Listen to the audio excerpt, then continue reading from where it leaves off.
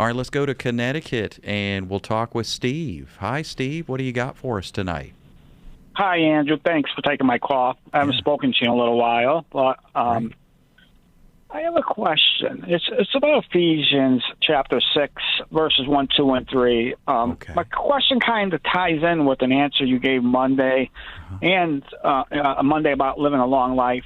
And last night, you Uh-huh. started talking about the law being a ministry of death. And Yeah. I agree with what you said. I mean, each explanation I understood, and that's why I'm confused. Okay. Because when I'm reading Ephesians chapter 6, verses 1, 2, and 3, Paul is saying, obey a law that's in the Ten Commandments, and it's one that comes with the promise that you have a long life. So that's why I'm confused. Okay, yeah. Well, let me help you with that. I love your question. It does not say obey the law.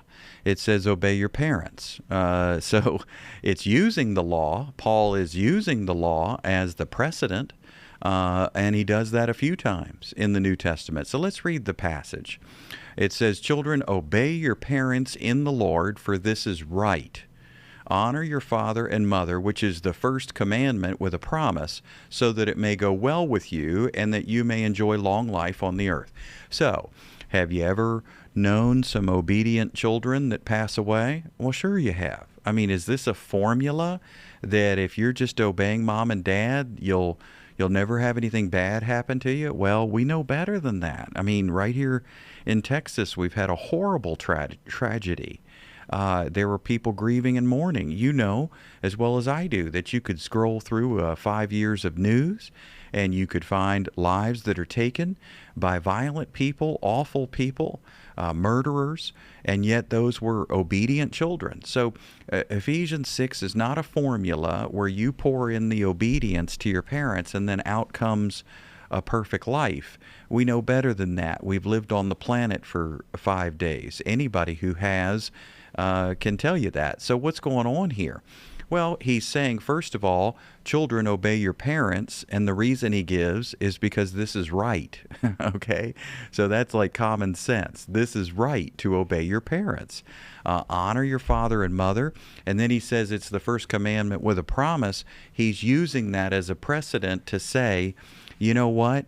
God was about this in the Old Testament, and God is still about this in the New Testament. Now, that doesn't mean you haul out your pork sandwich and toss it in the garbage. That doesn't mean that you haul out your shrimp cocktail and throw it in the garbage disposal.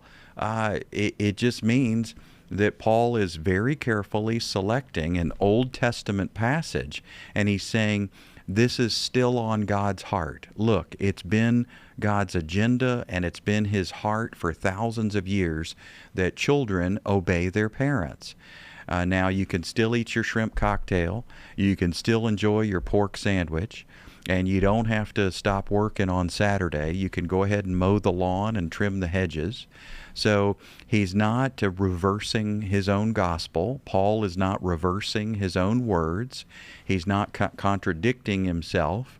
Clearly, he has said, plastering this all over Colossians and Galatians and Ephesians, he has said that we've died to the law, we're not under the law, Christ is the end of the law for us, and we're under grace and led by the Spirit, and the law is not of faith. So he's not asking you to go back to Moses, and he's not asking children to rummage through Leviticus to figure out how to obey 600 laws. He is literally just quoting one concept. He's quoting one thing here from the Old Testament to say to children, God has always desired this. This has always been on his heart, that you would obey your parents. Now, what about the part about the long life? Well, it's true that if you disobey your parents and run out and do drugs, you may die. It's true that if you disobey your parents and run out into the middle of traffic, you may die. And you may die early. So your parents know some stuff. Your parents have wisdom. And your parents have lived a life before you lived yours. So this is just some common sense guidance for children, and he's pulling up the Old Testament as a precedent to say this has been God's wisdom, this has been God's heart for children since the beginning. So let me put you back on, Steve, and see. Does that help with the confusion there? Yes, it does. Yes, it does. It's just, I don't know if I overthink things sometimes or what it is. Oh, But I get confused. yeah, I know you're not the first person to ask that question, and I don't think you're overthinking it. It's just that there's a mountain of evidence, and once you've seen the mountain, it's hard to ignore. So when you look through Romans, and it says, Romans 7, you died to the law. And then you look in Galatians chapter 3 and 5, and it says you're free from the law. And then you look in Colossians, and it says, why do you obey rules? You've died to the rules of this world. You're not a rule keeper. Just let Christ rule. Well, you keep seeing this common theme. It's plastered all over the New Testament. Freedom, freedom from the law, because Jesus is enough. And that mountain of evidence helps you when you come to the stray verse where the Old Testament is quoted. You're able to say, okay, well, what is this? Well, it's not Paul reversing himself. It's not Paul contradicting himself. Clearly, we're still not under the law. But there's a beautiful precedent. Now, I will say the same thing with love. I mean, in the Old Testament, you've got passages and commands about loving other people. And in the New Testament, you've got passages about loving other people. And so that's a common theme in the Old and the New.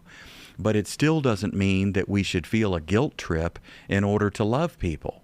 And so there's God's heart in the Old and New. God is the same yesterday, today, and forever. But the covenant has changed. And that's really important to differentiate.